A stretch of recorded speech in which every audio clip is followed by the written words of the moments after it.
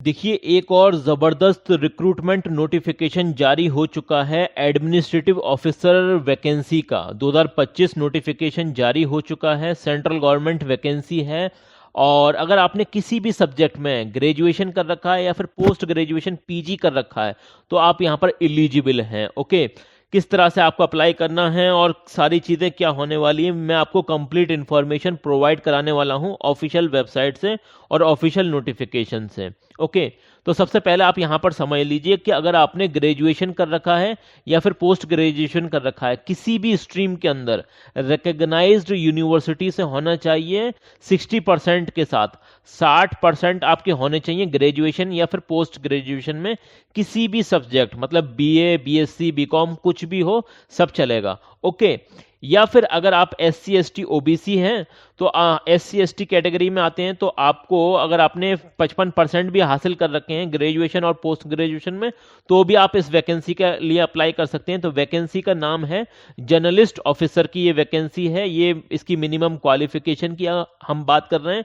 देखिए, ये दोनों ही जो वैकेंसी है ना, चाहे वो जर्नलिस्ट ऑफिसर की वैकेंसी हो या फिर हिंदी राजभाषा की ऑफिसर वैकेंसी हो, ये दोनों ही एडमिनिस्ट्रेटिव ऑफिसर लेवल की वैकेंसी हैं। ओके, अगर आप हिंदी राजभाषा ऑफिसर बनना चाहते हैं तो उसके लिए आपके पास मास्टर डिग्री होनी चाहिए हिंदी में, मतलब आपने एमए कर रखा हो हिंदी से, और आपके पास इंग्लिश एज अ कंपलसरी या फिर इलेक्टिव सब्जेक्ट होना चाहिए था, वो भी 60% के साथ। जनरल कैटेगरी वालों के लिए, अगर आप SC ST हैं तो आप 55% पर भी आप अप्लाई कर सकते हैं। इसी तरीके से हिंदी राजभाषा वालों के लिए और भी ऑप्शन है। अगर आपने मास्टर डिग्री कर रखी है, एमए कर रखा है इंग्लिश में, और आपके पास हिंदी एज अ कंपलसरी या फिर इलेक्टिव सब्जेक्ट था, तो भी आप अप्लाई कर सकते हैं। या फिर आपने मास्टर डिग्री कर रखा था किसी अदर सब्जेक्ट में, हिंदी और इंग्लिश के अलावा, लेकिन आपके पास हिंदी या फिर इंग्लिश में से कोई भी सब्जेक्ट एज अ कंपलसरी या फिर इलेक्टिव था, तो भी आप यहां पर अप्लाई कर सकते हैं। ओके, तो नंबर ऑफ वैकेंसी कितनी होने वाली है वो भी हम आपको बताएंगे, सारी इंफॉर्मेशन प्रोवाइड कराने वाले हैं। सबसे पहले ये समझ लीजिए कि आपको सैलरी कितनी प्रोवाइड होगी।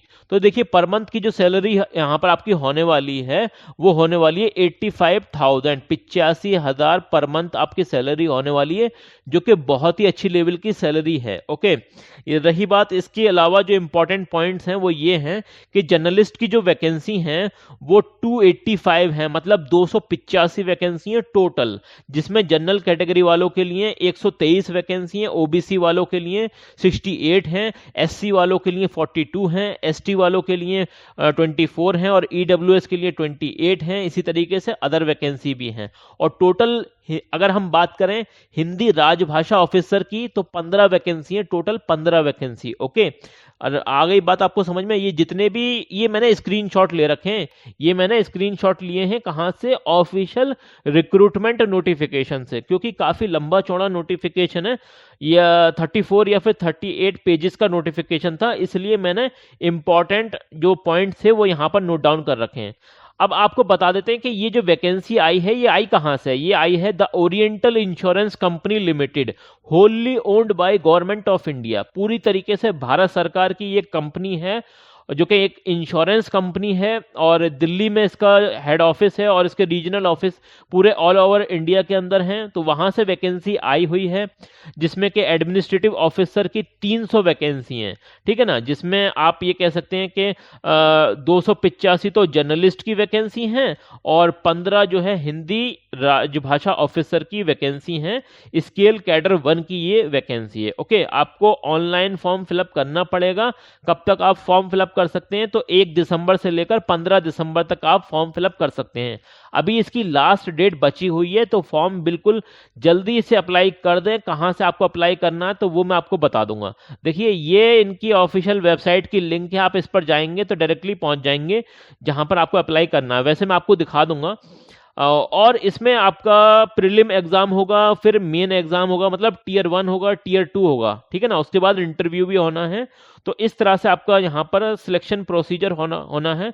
तो इन्होंने जो टाइम पीरियड बताया है वो 10 जनवरी 2026 बताया है टीयर 1 का। ये मतलब टेंटेटिव डेट है, आगे बढ़ भी सकती है या घट भी सकती है। और टीयर 2 जो होगा आपका वो फरवरी में होगा, 28 फरवरी को। ये इन्होंने टेंटेटिव डेट भी अनाउंस कर दी है एग्जामिनेशन की। इसके अलावा अगर हम बात करें सिलेक्शन प्रोसीजर में, आपका जो प्रीलिम एग्जाम होगा उसके अंदर आपके 100 क्वेश्चन पूछे, मतलब 100 मार्क्स का ये आएगा। आपका कितने मार्क्स का आएगा? ये 100 मार्क्स का आएगा, जिसमें 3 सेक्शन होंगे और आपको 1 घंटे का टाइम मिलेगा। कितना टाइम मिलेगा? 1 घंटे का टाइम मिलेगा। 20-20-20 मिनट अलग अलग, मतलब तीनों सेक्शन के लिए 20-20 मिनट मिलेंगे। ये प्रीलिम एग्जाम होगा, आप ये समझ लीजिए, ठीक है ना।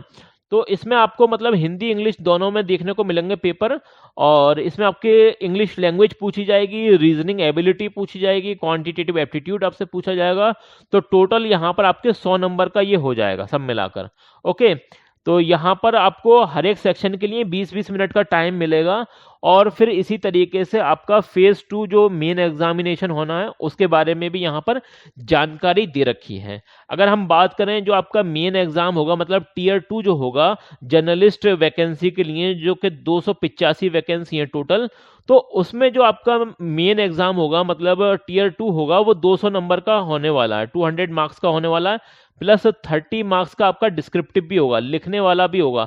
अब आपको पेपर पेंसिल नहीं मिलेगी, आपको कंप्यूटर पर टाइप करना पड़ेगा। ओके, आपको प्रिंटर वगैरह आपको टाइपिंग करनी पड़ेगी, तो आप इस तरह से करना है। ओके, तो यहाँ पर ये 200 नंबर का होने वाला है, 200 मार्क्स का। ओके, तो यहाँ पर इसकी सिलेबस वगैरह हम यहाँ पर देख लेते हैं। आपको जो ऑब्जेक्टिव टेस्ट होगा उसमें 2-2.5 घंटे का टाइम मिलेगा, ड्यूरेशन आपको जो मिलेगी 2.5 घंटे की मिलेगी। ओके, इसमें क्या क्या चीज़ें आपसे पूछी जाएंगी? तो रीजनिंग आपसे पूछी जाएगी, और जनरल इंग्लिश होगी, जनरल अवेयरनेस होगी, क्वांटिटेटिव एप्टीट्यूड होगा, कंप्यूटर की नॉलेज पूछी जाएगी, और टोटल मिलाकर 200 क्वेश्चन होंगे और 200 ही मार्क्स के होने वाले हैं। और फिर आपका जो है लैंग्वेज, इंग्लिश लैंग्वेज में ऐसे वगैरह लिखने के लिए आएंगे आपको जर्नलिस्ट वाली वैकेंसी में, ये डिस्क्रिप्टिव होगा, लिखने के लिए आएगा, आपको कंप्यूटर पर ही टाइप करना पड़ेगा। 2 क्वेश्चन आएंगे 30 मार्क्स के, और 30 मिनट मिलेंगे, मतलब 30 मिनट मिलेंगे, आपको आधा घंटे का टाइम मिलेगा, और यहाँ पर ये टाइम वगैरह मेंशन कर रखा है। ओके, आगे बात समझ में आपको? तो जो डिस्क्रिप्टिव आपका टेस्ट होगा उसके बारे में कुछ जानकारी यहाँ पर भी मेंशन कर रखी है, इन्फॉर्मेशन है, आप पढ़ लेना। और देखिए, जो आपका डिस्क्रिप्टिव टेस्ट है वो उसे पास करना ज़रूरी है, लेकिन वो खाली क्वालिफाइंग नेचर का है, ठीक है ना। और आपका मतलब जो शॉर्टलिस्ट होंगे आप इंटरव्यू के लिए, वो on the basis of overall marks आपके कितने आ रहे हैं मेन एग्जाम के अंदर, मतलब टीयर 2 में आपके कितने नंबर आ रहे हैं उसके बेसिस पर आप इंटरव्यू के लिए जाएंगे। आगे बात समझ में? इसके अलावा अगर आप हिंदी ऑफिसर के लिए अप्लाई करना चाहते हैं तो उसमें भी आपका एक तो यहाँ पर आप ये कह सकते हैं कि जो यहाँ पर ये दे सकते हैं, main examination will be consist of objective test होने वाला है, आपका 200 नंबर का होगा। ओके, और प्लस आपका डिस्क्रिप्टिव भी होगा 50 नंबर का। यहाँ पर आपको 2 घंटे का टाइम मिलेगा ऑब्जेक्टिव क्वेश्चन के लिए। और सिलेबस भी देख लेते हैं उसका, क्या क्या चीज़ें आपसे पूछी जाएंगी हिंदी राजभाषा के लिए। तो इसमें आपकी रीजनिंग आने वाली है, इंग्लिश आने वाली है, इंग्लिश लैंग्वेज, और प्रोफेशनल नॉलेज ऑफ हिंदी और इंग्लिश ग्रामर वगैरह आपसे पूछी जाएगी।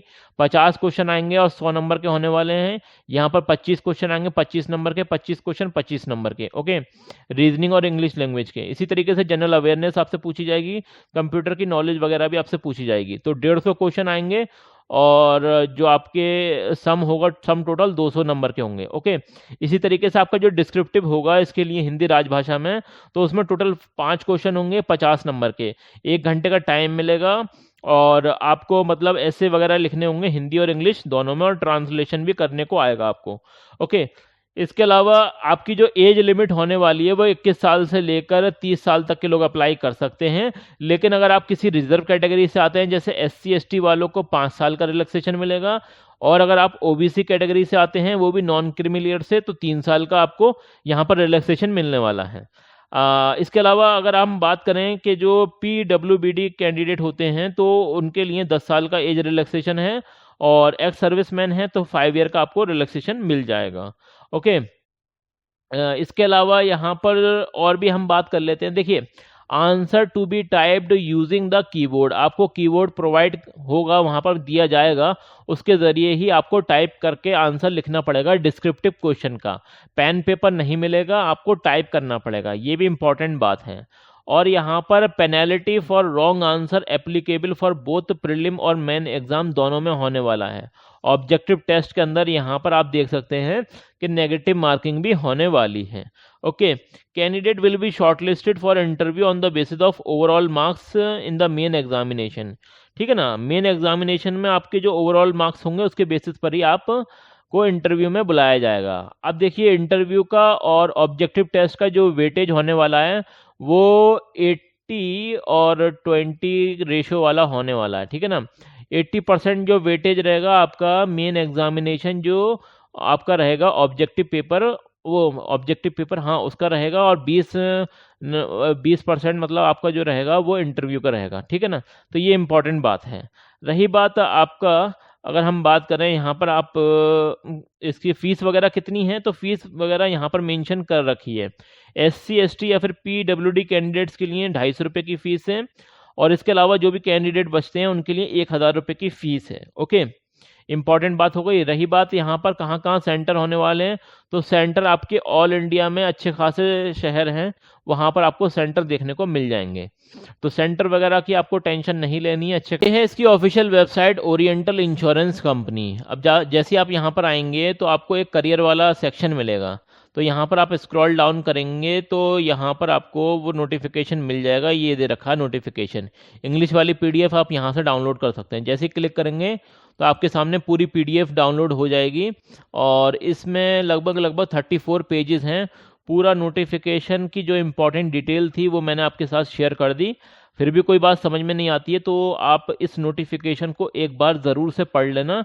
ये ऑफिशियल नोटिफिकेशन है, मेरी रिकमेंडेशन यही रहेगी कि इसे एक बार ज़रूर से पढ़ लेना। लिंक मैं आपको प्रोवाइड करा दूंगा, और यहीं से आपको फॉर्म वगैरह भी फिलअप करना है, ऑनलाइन भी आपको यहीं से फॉर्म फिलअप करना है।